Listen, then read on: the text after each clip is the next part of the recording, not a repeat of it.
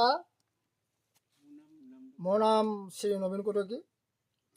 আজি মই আমাৰ বৰ্তমান চলিত অসম চৰকাৰক আমাৰ মামা আমাৰ হেমন্ত বিশ্ব শৰ্মাক মোৰ ফালৰ পৰা মই অশেষ ধন্যবাদ দিছোঁ। কাৰণ মোৰ ল'ৰাটোৰ নাম হ'ল শ্ৰী অৰুণ কটকী।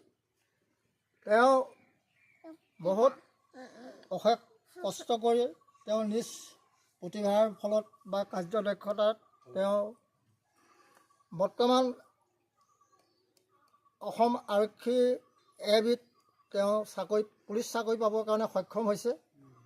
আৰু তেওঁ দিনে ৰাতিয়ে ৰাতিপুৱা দুপৰীয়া গধূলি অশেষ কষ্ট কৰি আপোনাৰ এসাঁজ খাই এসাঁজ নোখোৱাকৈ লঘোণে ভোকোনে থাকি আপোনাৰ বহুত কষ্টৰ বিনিময়ত আজি সফলতা অৰ্জন কৰি আমাৰ চিমেণ্ট চাপৰি বৰুৱা গাঁৱৰ সুনাম অৰ্জন কৰি আনিছে।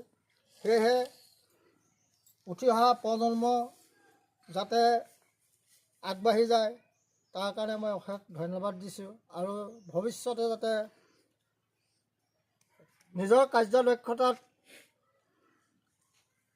আগবাঢ়ি যায় আৰু তাতকৈ আৰু ভাল হৈ আমাৰ জনসাধাৰণৰ উজ্জ্বল কামনা কৰে।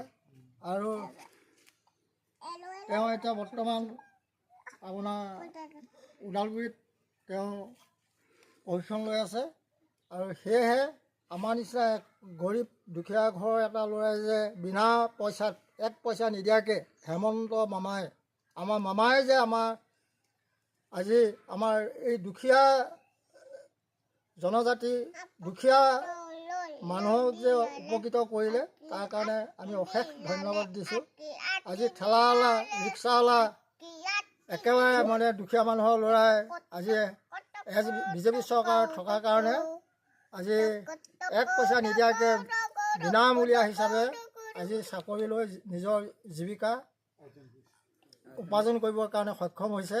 সেয়েহে মোৰ ফালৰ পৰা আজি বিজেপি চৰকাৰক মই অশেষ ধন্যবাদ দিছোঁ।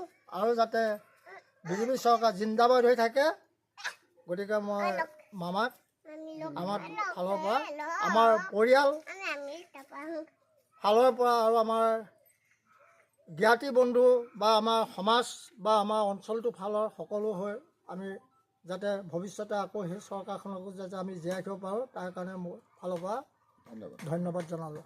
জয় হিন্দ।